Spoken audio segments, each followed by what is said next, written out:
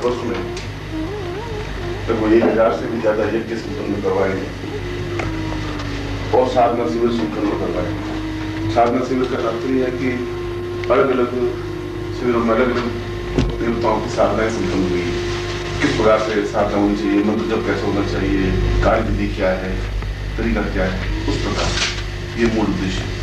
और भारतवर्ष के अलावा विदेशों में भी इस प्रकार के साधना शिविर और यज्ञ संपन्न हुए हैं। अमेरिका में भी अभी महीने भर पहले मॉरिशस में भी यज्ञ संपन्न हुआ है, यहाँ से भी 10-15 परिवार के लोग गए थे और लगभग 8-10 या ज्यादा देशों में इस प्रकार के यज्ञ कार्य संपन्न हुए।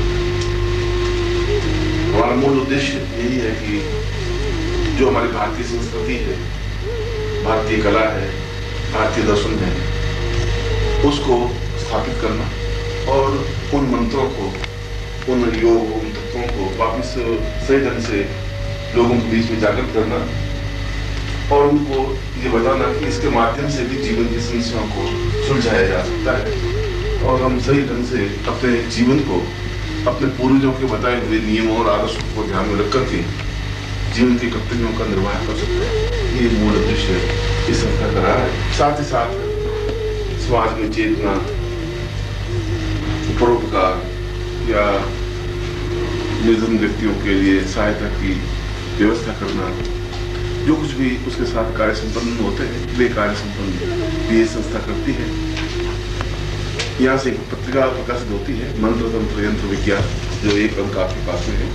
ये 1981 से प्रकाशित हुआ है और पत्रिका का उद्देश्य भी यही है कि जो हमारी ओकल्ट साइंस है, जो हमारी प्राचीनतम विद्याएं हैं, उन विद्याओं को सही ढंग से पुनर्जागृत करना और लोगों में इसके बारे में चेतना पैदा करना, उनको ज्ञान देना और उनको किस प्रकार से हम अपने जीवन में इन मंत्रों और अन्य विधाओं का उपयोग कर सकते हैं, आयुर्वेद या जो कुछ भी है, इस पत्रिका के माध्यम से उनमें ये देने की व्यवस्था, ये पत्रिका तंत्र पर आधारित है या विज्ञान पर आधारित है मंदिर? तंत्र और विज्ञान में डिफरेंस है ही नहीं, आप में और विज्ञान में डिफरेंस है ही नहीं। यहाँ बैठे विज्ञान के अलावा चल ही नहीं सकते। ये सब विज्ञान है, जो आप लाइट देख रहे हैं ये सब विज्ञान है, जो आप पेन हाथ में पकड़े वो भी विज्ञान है, जो कागज पकड़े वो भी विज्ञान है। विज्ञान के सहायता से कागज बन पाए तो विज्ञान को मदद नहीं कर पाए। मगर ये पूर्ण रूप से तांत्रिक शिवलिंग है। जो महाकालेश्वर का, महाकाल का मतलब है मृत्यु को बिल्कुल हटा देना या मृत्यु से परे हो जाना, जीवन में मृत्यु हो ही नहीं। तो ये तो तंत्र के माध्यम से संभव है, इसलिए तंत्रेश्वर ही, इसको प्रारंभिक तंत्रेश्वर कहा गया है शिवलिंग को। और इस शिवलिंग की कई विशेषता है जो जैन के लोगों को भी शायद कम ज्ञात है। इस शिवलिंग की 5 विशेषता है। एक तो ये विशेषता है कि ये मूल रूप से तांत्रिक शिवलिंग है। ज्योतिर्लिंग तो है मगर 12 ज्योतिर्लिंग भी 12 एक विशेष क्रम से उनको स्थापित किया गया है। केवल शिवलिंग की वजह से शिवलिंग नहीं बने, उसमें उनकी एक सुदीर्घ परिणाम होंगे, उनकी चिंतन होगा कि विश्वनाथ का मंदिर, वहां विश्वनाथ का मंदिर क्यों हो, विश्वनाथ की विशेषता क्या है, या रामेश्वरम की क्या विशेषता है, या महाकाल को महाकालेश्वर क्यों स्थापित किया गया है। मगर ये महाकालेश्वर नाम शंकराचार्य के बाद में पड़ा, पहले इसको तंत्रेश्वर ही कहा गया था। तंत्रेश्वर इसका नाम अगर पौराणिक काल देखे तो, मगर जो आप कहेंगे उज्जैन या महाकालम, ये कहा गया पुराण में। तो ये पुराण तो वेद व्यास के समय में संपादित हुए, उसके बाद में शंकराचार्य के समय में वापस पुनः संपादित हुए, तब ये उज्जैन या महाकालम शब्द आया। इससे पहले उज्जैन या महाकालम शब्द पुराणों में, जो मैं आपको पुराण कह रहा हूँ वो पुराण वैसे नहीं है कि जो जिसमें ओरिजिनल लिखे गए वही पुराण आपको पढ़ने को नहीं मिल रहे हैं। ये तो उनका संशोधित होते रहे, इसलिए खैर उज्जैन की गणना प्राचीनतम नगरियों में होती रही है, मगर मैं शिवलिंग की बात कर रहा हूँ। इसलिए वहां फिर महाकालेश्वर मंदिर ये बना। पहले इसका नाम तंत्रेश्वर था, शिवलिंग वही है। और इस शिवलिंग की विशेषता यह है कि ये पाताल से निर्मित शिवलिंग है, यानी पाताल से उद्भव हुआ शिवलिंग है और जिसका सिर ऊपर तक ब्रह्मांड तक पहुंचा हुआ है। ऐसे शिवलिंग के बारे में गणना है, इसलिए कई बार इस शिवलिंग की पूजन बिल्कुल पुरुषोचित आकृति करके किया जाता है। जैसे इसके ऊपर मुकुटा लगा दिया जाता है या लगाते होंगे, जो मूंछ है लगी हुई शिव हो, ऐसा बना करके फिर पूजन होता है। कई अवसरों पर ऐसा भी तुम्हारे यहाँ पूजन होता होगा इस महाकाल का। अन्य शिवलिंगों में ऐसा नहीं होता, जो 12 ज्योतिर्लिंग उनमें 11 ज्योतिर्लिंगों में ऐसा नहीं हो रहा है। क्यों कि वह जो आकृति है पुरुषोचित आकृति है, पूर्ण पुरुषोत्तम आकृति है, पुरुष आकृति नहीं। पुरुषों में भी तो उत्तम कोटि की जो क्वालिटी है वह पुरुषोत्तम आकृति है, और उस प्रकार के रूप में उन्होंने एक पूर्ण तंत्र की रचना की, और उस तंत्र में उन्होंने 14 सूत्र प्रतिपादित किए इस तंत्रेश्वर शिवलिंग ने, जिसका वर्णन कई ऋषियों ने भी वर्णित किया है। और यदि आप देखें तो शिव सूत्र एक ग्रंथ है, अत्यंत प्राचीनतम, विश्वामित्र द्वारा लिखा हुआ, उसमें इनका वर्णन है। उसमें ये जो 14 सूत्र हैं, इन 14 सूत्रों की जो उत्पत्ति हुई वह इस तंत्रेश्वर महादेव के नृत्य के माध्यम से हुई। जब ये अपने आप में पूर्ण लास्य में आए, लास्य मीन्स नृत्य में उन्मन अवस्था में आए, तब उन्होंने उस नृत्य के माध्यम से जो झंकार उत्पन्न हुई उसमें भी 14 सूत्र प्रतिपादित हुए। इसलिए इनको तंत्रेश्वर कहा गया, इनको लास्येश्वर कहा गया। तंत्रेश्वर के बाद इनको लास्येश्वर शब्द, लास्य का मतलब है गतिशील होना, नृत्य युक्त होना, आनंद युक्त होना, मगन होना, ये मतलब लास्य का तात्पर्य है। इनकी आराधना करने से एकदम से आदमी आनंदचित हो जाता है, मग्न हो जाता है, प्रफुल्लित हो जाता है। और सबसे बड़ी बात यह है कि उस वर्णन के अनुसार कि इनकी अर्चना, इनको हृदय में स्थापन करने से आदमी गुरुत्वाकर्षण से मुक्त हो जाता है।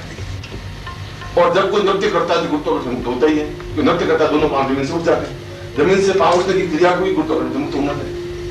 इसलिए जब शिव ने जमीन से पांव उठा करके नृत्य किए, और आज नृत्य की कोई नृत्य करेगी तो बीच में कूदेगी, या नृत्य कूदेगा दोनों पांव उठ जाएंगे जमीन से।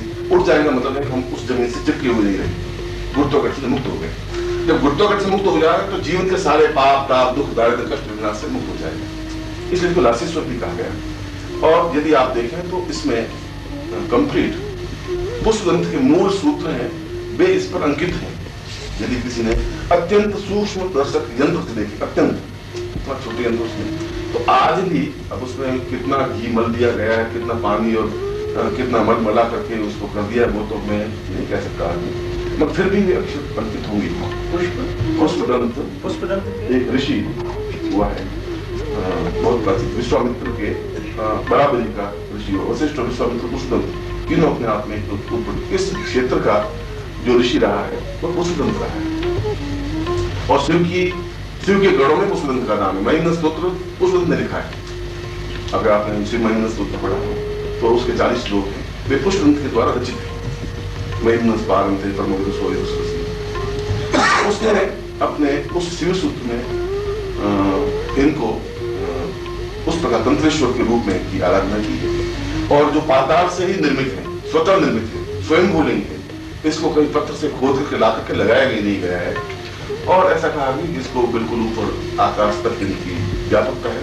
व्यापकता का मतलब इनकी तेजस्विता वहां तक पहुंचती है, और इनकी मूल ऊर्ध्वगामी जमीन पाताल तक है। इसलिए इसमें शिव सूत्र पूर्ण रूप से वर्णित है एक, और तंत्र की उच्च कोटि की जो क्रिया है, जिनके 16 श्लोक, इन 16 श्लोकों से पूरे तंत्र की व्याख्या हुई है। ये 16 के 16 श्लोक इनके पूर्वी द्वार पर अंकित है। इनके 4 द्वार है, या यूं को शिवलिंग के 4 तरीके, इधर पूर्व है, उधर उत्तर है, उधर दक्षिण है, उधर पश्चिम है, हो गए किसी भी चीज के 4 द्वार। उत्तर द्वार की ओर शिव सूत्र 16 शिव सूत्र अंकित है, और पूर्व की ओर, और उत्तर की ओर पूर्ण कुबेर कृत, क्योंकि कुबेर भी यहाँ से कुछ ही क्षेत्र में कुबेर की साधनाओं का वर्णन है। यदि आप देखें तो यहाँ पर नर्मदा के किनारे कुबेर आश्रम है, या कुबेर की कोई कुटिया है जहाँ कुबेर ने बैठ के साधना की, तो वहां पर कुबेर ने जो श्री सूक्त की रचना की वह श्री सूक्त की शिवलिंग पर अंकित है। उत्तर द्वार, पूर्व द्वार अपने आप में महामृत्युंजय है, और दक्षिण द्वार पूर्णतः तांत्रोक्त जो तंत्र की विधाएं वे पूर्ण रूप से लिखी हुई है, अंकित है, स्वयं अंकित है, किसी ने छेने और थोड़े से अंकित नहीं की है। इसलिए आप सबसे मिलकर मेरी पसंद कोई मगर आपको परिचय ज्यादा खुशी होती। ज्योति प्रकाश श्रीवास्तव, चेतना, सुनील चौरसिया, प्रभात, विजय कुमार मिश्रा, नौभार, अर्जुन सिंह जंजल, दैनिक अग्निपथ, देवेंद्र निर्मोही, दैनिक भास्कर, सुनील जैन, सार्वजनिक अक्षर, सुशील दुबे, सामने दैनिक शब्द शिरोमणि, आदर्श मिश्रा आदर्श मुंबई। अमरीश शर्मा दैनिक स्वतंत्रता स्वदेश। रविंद्रनाथ गुर्टू कैनेडियन प्रेस और फॉरेन करस्पॉन्डेंट्स को सपोर्ट करते हैं। आप एक फ्रेंच फोटोग्राफर आज सवेरे यहीं था, मालूम नहीं था आपका, वो भी गया है सांची, कल तक आ जाएगा शायद। लमाउंट का प्रेस का रिप्रेजेंटेटिव है और जर्मन फोटोग्राफर डीटर लुडविग, उसके साथ एक दिन काम कर रहा हूँ। कुछ थोड़ा सा उज्जैन के ऊपर रिसर्च भी की है और आपकी मगर आपको मैं ऐसा सलाह दे रहा हूँ कि जो कुछ लिखा गया है उसी को आप पश्चिम को नहीं परोसें, कुछ एकदम नवीन चीज जो परोसें। आने वाली पीढ़ी में फिर आपकी कृतज्ञ रहेगी, बिल्कुल प्रामाणिक और नई चीज दी। आपने जो कुछ प्रकाशित है वो दे देंगे, तो आपसे पहले आठ किताबें छप चुकी है, आपकी नवी किताब छप तो जाएगी, मगर उसमें नवीनता कुछ जो सत्य नहीं मिल पाएगा। उज्जैन जो कुछ है, आपने महाकाल के लिए कहा, वो एक नवीन उज्जैन जो कुछ है वो दीजिए। उज्जैन को राजनीतिक दृष्टि से देखने से या यहाँ के सामाजिक दृष्टि से देखने से कुछ आनंद आएगा, वैसी कुछ चीज हो जो इसमें ओरिजिनलिटी हो, तो आपकी किताब अगले 500 साल तक भी जिंदा रहेगी, जो दूसरे ने नहीं देखी होगी उज्जैन को, उस महाकाल को, ऐसा। हम लोगों ने कभी एक महीने तक जब संघर्ष चलता रहा तब विशेषकर तांत्रिक हेडक्वार्टर्स उसको वर्ल्ड का मानकर, जो चक्रतीर्थ का जो अपना शमशान है या अखिलेश्वर का है,